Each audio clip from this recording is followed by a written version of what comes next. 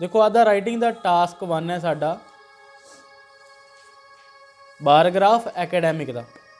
हुण इस बारग्राफ के विच ध्यान नाल देखो, ये असल च 2 बारग्राफ ने साडे कोल। डबल चार्ट के हिसाब नाल आपां इहनूं लिखांगे, एक 1970 का, एक 2000 ईयर 2000 का। ठीक है, साडे कोल 2 बारग्राफ ने।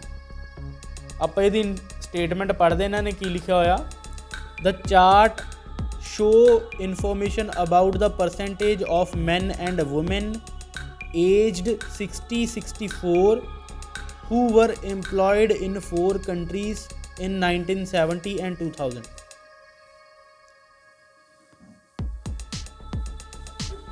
हुण इन्हां ने की कीता कि 60 तो 64 साल दे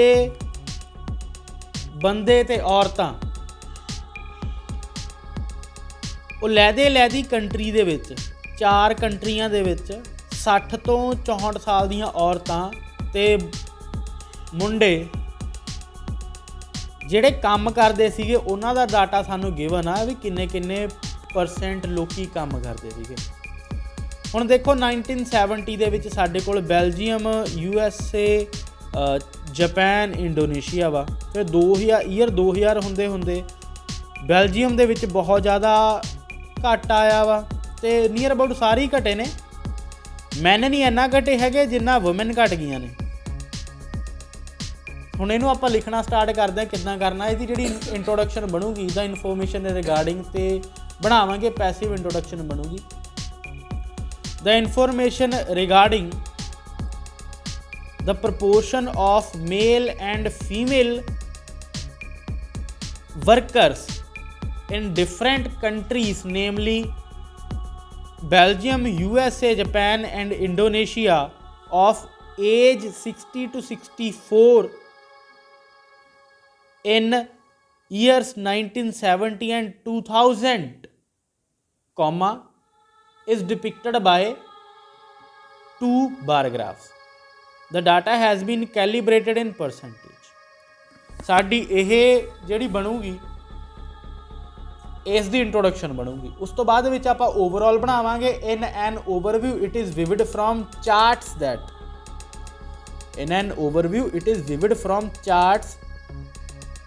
that the proportion of male and female workers deprived significantly in last year from the initial year. The most declination happened in the proportion of women. ठीक है, ये अपना ओवरव्यू बन जाना। मैं पंजाबी च दसदा इहदे विच आपां की कहा कि भी एक ओवरव्यू के आधार के उत्ते ये चीज़ बड़ी क्लीयर सानूं दिखदी पई है कि भी पहले साल नालों जिहड़ा दूसरा साल सीगा जानी ईयर 2000 सीगा, आपां प्रॉपर लिखना नहीं हुंदा, बस इदां ही कहना वा कि भी पहले साल नालों जिहड़ा दूसरा साल आ उहदे विच मोस्टली सारिਆਂ दी ही परसेंटेज डाउन हुई आ कामियां दी, जिहदे विच कि वुमेन दी सब तो वध परसेंटेज डाउन हुई आ कामियां दी। आपां जे गल लाइए हुण उस तो बाद दे विच जिहड़ा फस्ट बॉडी पैराग्राफ आ ते सैकेंड बॉडी पैराग्राफ उहनूं किद्दां मैनेज करना। हुण तुसीं एक वधिया तरीके नाल इहनूं मैनेज कर सकदे हो कि 1970 दा फस्ट बॉडी पैराग्राफ बना दो, ईयर 2000 दा सैकेंड बॉडी पैराग्राफ बना दो। ਜਿਹੜਾ 1970 ਦਾ ਬੋਡੀ ਪੈਰਾਗ੍ਰਾਫ ਆ ਉਹ ਸਾਡਾ ਕਹਿ ਕੇ ਸਟਾਰਟ ਹੋਊਗਾ, at a fleeting glance it can be seen that the most proportion of male worker in year 1970 of age 60 to 64 was of USA, which was approximately 85%. Although the proportion of men in Indonesia was approximately same as this, but Japan and Belgium had slightly less proportion of male workers, which was 77% approximately। ठीक है, दोनों ਲਈ ਹੁਣ ਆਪਾਂ ਪਹਿਲਾਂ ਮੇਲ ਦੀ ਗੱਲ करती, ਹੁਣ सेम है ਆਪਾਂ फीमेल की गल कर देनी, भावें वुमेन कह के उन्होंने गल कर दो, ठीक है।